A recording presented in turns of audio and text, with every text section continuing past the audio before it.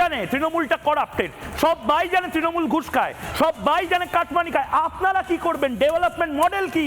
তার জবাব চায় বাংলা। মানুষের প্রশ্ন, অমিত শাহকে এর উত্তরগুলো দিতে হবে।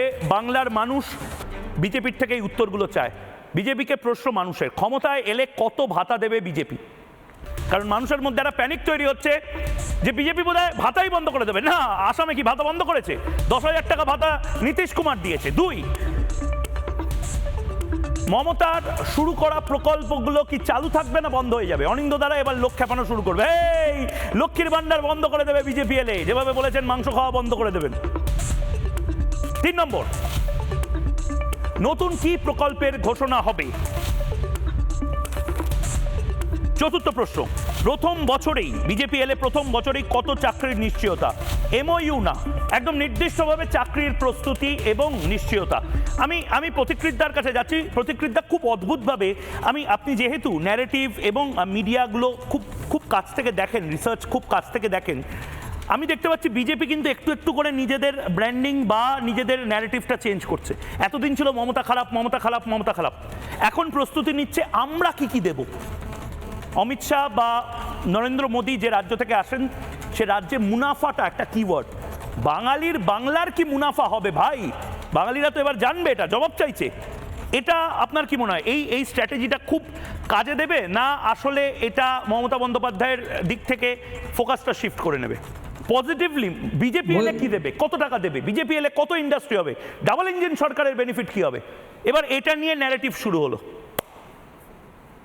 ময়ূক, আমার বিজেপি কি করবে সেটা সজল বাবু বলতে পারবেন, তবে আমি 2-3টে জিনিস বলতে চাই। আজকে আপনি দেখুন, রাষ্ট্রীয় চেতনার উত্থান যেই বঙ্গে, সেই বঙ্গ আজকে রাষ্ট্রীয় সুরক্ষার চিন্তার কারণ হচ্ছে, এবং সেখানে আমরা ভাতা নিয়ে কথা বলছি। এটাই কি চিন্তার বিষয় নয়? আজকে আমরা একটা সংবেদনশীল এবং একটা স্পর্শকাতর রাজ্য, আমরা একটা বর্ডার স্টেট। আজকে এই বর্ডার স্টেটে, আপনার আগের কমেন্টেটর বলছিলেন বর্ডার নিয়ে, এই রাজ্যে আজকে কেন রিটায়ার্ড লেফটেন্যান্ট জেনারেল সুব্রত সাহাকে ক্যালকাটা হাইকোর্ট গিয়ে বলতে হচ্ছে যে 400 কিলোমিটারের বর্ডার ফেন্সিং নেই, ল্যান্ডটা হ্যান্ড ওভার করা হচ্ছে না? কেন ক্যালকাটা হাইকোর্ট পশ্চিমবঙ্গ সরকারকে নোটিশ পাঠিয়েছে? আমরা গত 50 বছরে আমাদের ফেন্সিংটা নিয়ে আমরা কেন কথা বলিনি? আজকে এই যে রাষ্ট্রীয় সুরক্ষার চিন্তার কারণ ভারতবর্ষে পশ্চিমবঙ্গ হয়ে দাঁড়াচ্ছে, এটার জন্য বাঙালিদের মন্থন করা উচিত নয়?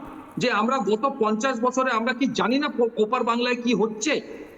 যখন ওখানে সুবিধা হয় তারা এবার বাংলা ওপার বাংলা 2 ভাই বলে, আর যখনই আমরা এক সময় ছিলাম তখন হিন্দুদের কচুকাটা করা হয়েছে। আমরা ফুর্তিতে সেই জিনিসগুলো ভুলে গেছি। এবং এটা আজকের নয় ময়ূক, আমি বলছি আজকে পশ্চিমবঙ্গ নিয়ে ভারতবর্ষের চিন্তা।